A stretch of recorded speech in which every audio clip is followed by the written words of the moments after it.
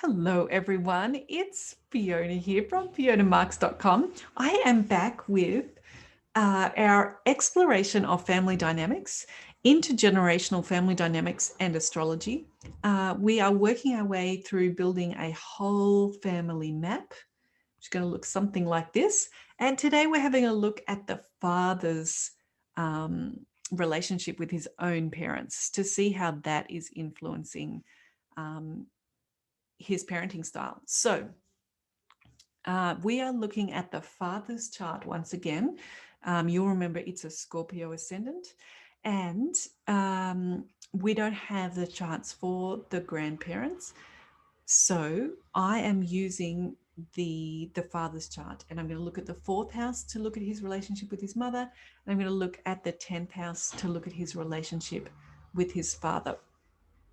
So let's get into the details here. Fourth house, that is the pink house, number 4 there in the left column, and it is in Aquarius, which is ruled by Saturn. And Aquarius it's full of contradictions. It's an amazing sign, but it is a fixed sign. At the same time, there is also an air sign. So, air full of movement and uncontainable in a fixed space. So a very unusual sign. Saturn is considered to be a malefic planet. This means that the father will have perceived his relationship with his mother to be challenging and demanding. The Saturn and Aquarius is all about pooling resources for the good of all.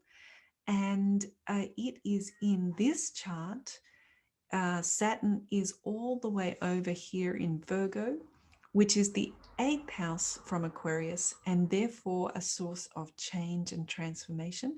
And notice that it's also with Rahu, which is also a sign of transformation. So the mother in this chart is perhaps a little mysterious. Being there with Rahu, it's hard to see that planet. And also Rahu is kind of destabilizing for Saturn, because Saturn is all about conservative safety.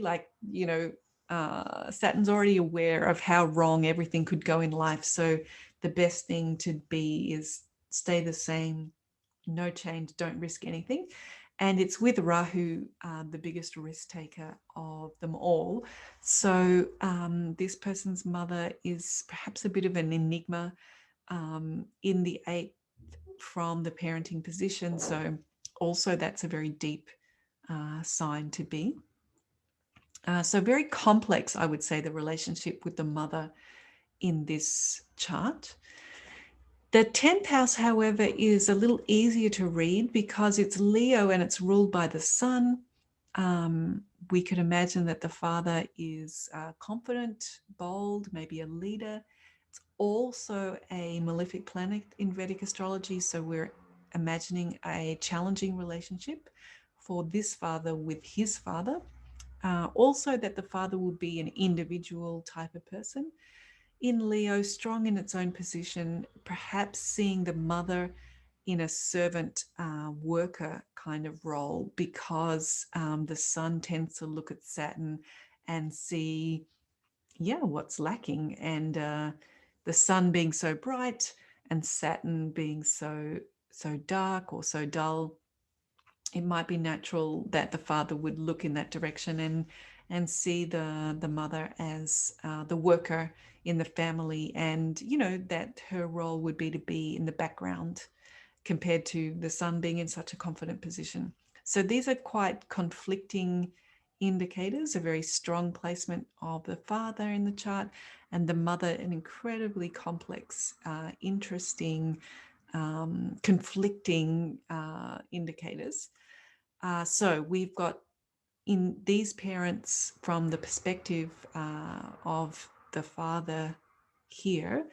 His parents are both malefic, and they're mutual enemies. So it could have been, some differences in parenting styles, parenting approach. The father's strong, the mother's mysterious and introverted, and perhaps the mother more connected to other siblings of the father rather than to this chart that we're looking at, as the mother is there in the 11th house.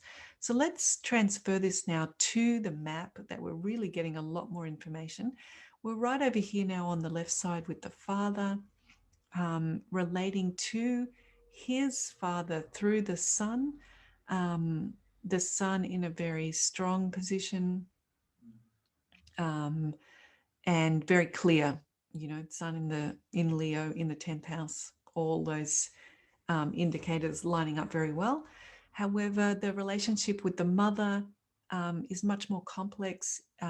It's in Aquarius, which is complex. It's in the 8th from Aquarius with Rahu. So lots of indications for instability and change there. This is a person who's perhaps quite complex and maybe gets on better with another child in the family. And we have these parents as mutual enemies in the scheme of things. And I would say that the relationship between the paternal grandfather and paternal grandmother is complex in that they maybe have different styles, they maybe see things differently, maybe quite hierarchical, with the father being a clear leader and the mother being more subservient. So now we're really getting a picture of the family map and where these two parents have come from. We can see that both the father and the mother experience tension between their parenting, their own parents, the way their parents saw the world and parented, was on one side complex and hierarchical, and on the other side there was some tension about ownership of who has dominion. And we can see that for the father, we've got these conflicting malefics, the Sun and Saturn, mutual enemies in Vedic astrology. Over here with Venus and Mars, these planets are neutral to each other, but they don't necessarily bring out the best in each other either.